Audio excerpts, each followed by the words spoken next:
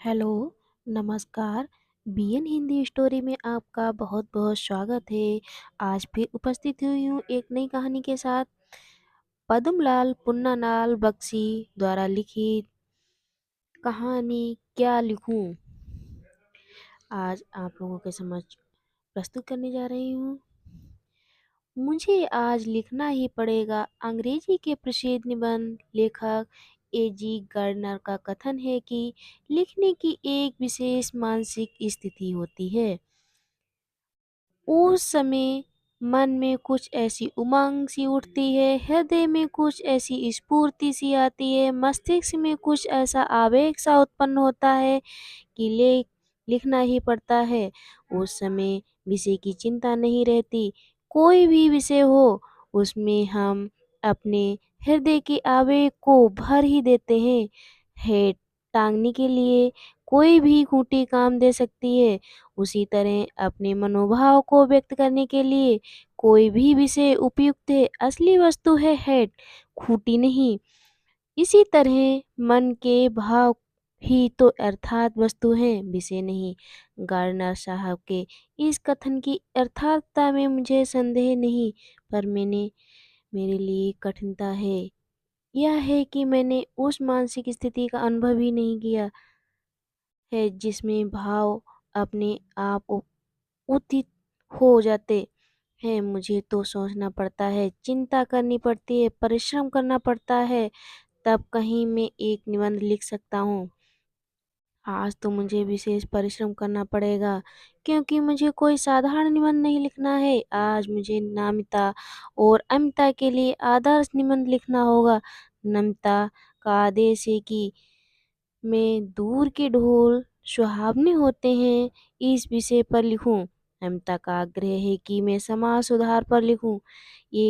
दोनों ही विषय परीक्षा में आ चुके हैं और उन दोनों पर आदर्श निबंध लिखकर मुझे उन दोनों को निबंध रचना का रहस्य समझना पड़ेगा। दूर के ढोल सुहावने अवश्य होते हैं, पर क्या वे इतने सुहावने होते हैं कि उन पर 5 पेज लिखे जा सकें? इसी प्रकार समाज सुधार की चर्चा अनादिकाल से लेकर आज तक होती आ रही है और जिसके संबंध में बड़े-बड़े विज्ञों में भी विरोध है, उसको मैं 5 पेज में कैसे लिख दूं? मैंने सोचा कि समय पहले निबंध शास्त्र के आचार्यों की सम्मति जान लूं, पहले या तो समझ लूं कि आदर्श निबंध है क्या और यह कैसे लिखा जाता है, तब फिर मैं विषय की चिंता करूंगा। इसीलिए मैंने निबंध शास्त्र में कई आचार्यों की रचनाएं देखी हैं। ये एक विद्वान का कथन है कि निबंध छोटा होना चाहिए। छोटा निबंध बड़े की अपेक्षा अधिक अच्छा होता है क्योंकि बड़े निबंध में रचना की सुंदरता नहीं बनी रह सकती। इस कथन का मान लेने में ही मेरा लाभ है। मुझे छोटा ही निबंध लिखना है, बड़ा नहीं। पर लिखूं कैसे? निबंध शास्त्र के उसी आचार्य में मेरा लाभ है। मुझे छोटा ही निबंध लिखना है, बड़ा नहीं। पर लिखूं कैसे? निबंध शास्त्र के इन्हीं आचार्यों महोदय का कथन है कि निबंध के 2 प्रधान अंग हैं, सामग्री और शैली। पहले तो मुझे सामग्री एकत्र करनी होगी, विचार समूह संचित करना होगा। इसके लिए मुझे मनन करना चाहिए। यह तो सच है कि जिसने जिस विषय का अच्छा अध्ययन किया है, उसके मस्तिष्क में उस विषय के विचार आते हैं।